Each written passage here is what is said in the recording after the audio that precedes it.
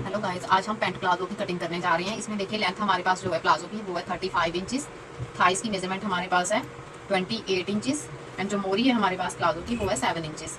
अब यहाँ से देखिए, यहाँ से ये हमारे पास 2.5 मीटर जो है वो फैब्रिक है। अब यहाँ से देखिए मैंने इसे लेंथ में 2 फोल्ड में ले लिया है इस तरीके से। ये देखिए आपको लेंथ में लेना है, इसे लेंथ में इसे 2 फोल्ड में ले लेंगे और जो ओपन साइड है वो हमें अपनी साइड रखनी है।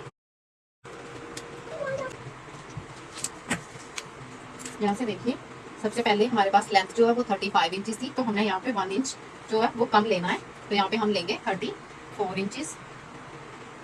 34 इंच पे मार्क कर लेना है। इसके बाद देखिए यहाँ पे मार्जिन के लिए हम 3 इंच एक्स्ट्रा लेंगे।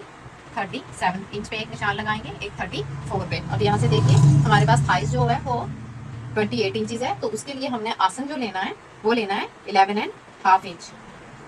यहाँ से 11.5 इंच ले लेंगे इस तरीके से, और इस तरफ से 34 और 37 इंच पे मार्क कर लेंगे। यहाँ से देखिए थाई हमारे पास 28 है, तो 28 का हाफ ले लेंगे यहाँ पे 14 इंचेस। ये हमारे पास 14 इंचेस आ जाएगा यहाँ से।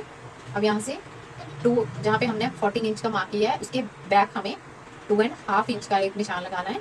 ये देखिए अब यहाँ से इसे देखना है कि ये हमारे पास कितना आ रहा है। ये हमारे पास आ रहा है 11.5 इंच।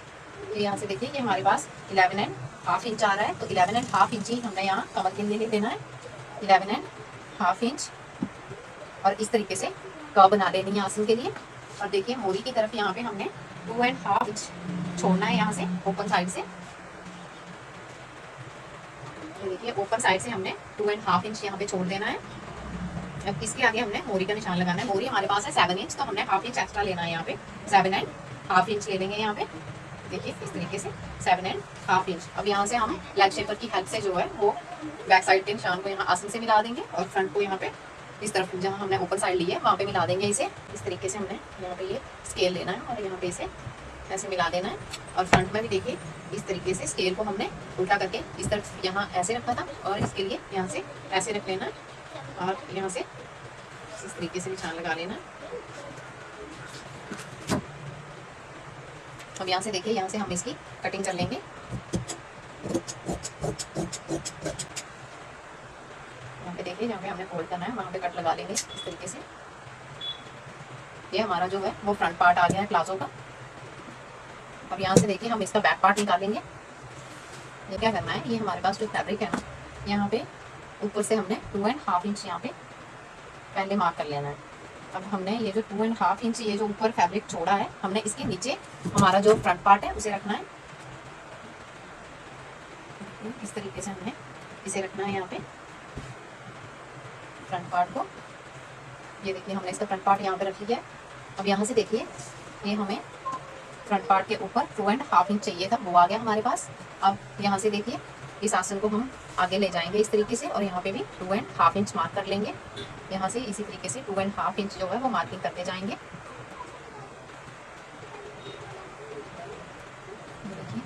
देखिए यहाँ पे हमने 2.5 इंच ऊपर वाली साइड जो लिया हुआ है,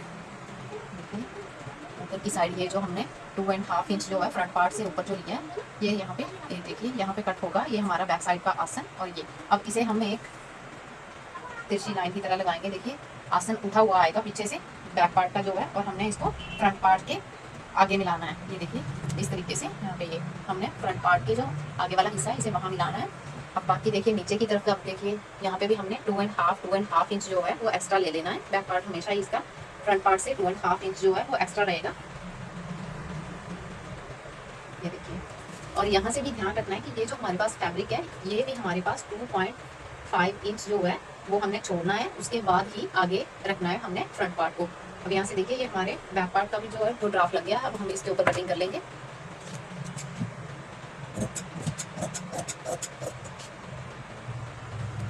ये देखिए ये जो हमारा बैक पार्ट का उठा हुआ हिस्सा है ये जो है वो प्लाजो में खींच नहीं आने देता। जैसे जिनके प्लाजो बीच से उठते हैं उसकी मेन प्रॉब्लम यही होती है कि फ्रंट और बैक पार्ट वो बराबर ले लेते हैं और उसकी वजह से उनका प्लाजो जो है वो बीच से खिंचता है।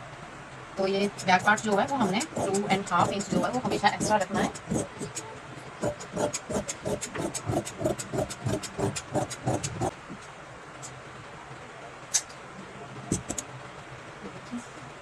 देखिए हमारी प्लाजो की कटिंग हुई है। अब हम इसके लिए बेल्ट निकालेंगे। बेल्ट की लेंथ हमारे पास एस्टिमेट रहेगी और बेल्ट की जो विड्थ है वो हमने लेनी है 4.5 इंच। और साथ में यहाँ से हम निकालेंगे प्लाजो के लिए पॉकेट। पॉकेट के लिए देखिए विड्थ हमने लेनी है 7 इंच और डेप्थ लेनी है हमने 6.5 इंच। यहाँ से देखिए ये हमने 7 ले ली है इसकी विड्थ और डेप्थ ले लेंगे 6.5 इंच। और यहाँ से इस तरीके से हम यहाँ से शेप दे देंगे। ये हमारी पॉकेट निकल आएगी यहाँ से।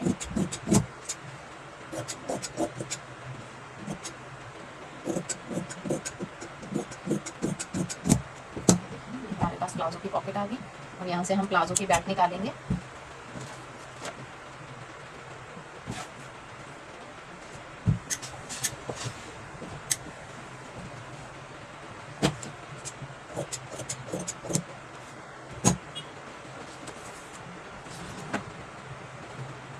ये लेंथ हमने एस्टिमेट लेनी है। मैंने यहाँ पे 14 इंच जो है वो थाइस की मेजरमेंट ली थी, मीन्स 28 हमारे पास थाई है, तो मैं उसके अकॉर्डिंग जाएगी। और अगर आप बेल्ट वाला प्लाजो बनाते हैं तो उसके लिए आप अगर थाइस जो है वो 28 है तो बेल्ट की मेजरमेंट भी 28 ही रखें, उसमें ही आपका जो बेल्ट है वो कवर हो जाएगी। और ये जो मैंने विड्थ ली है वो ली है 4.5 इंच।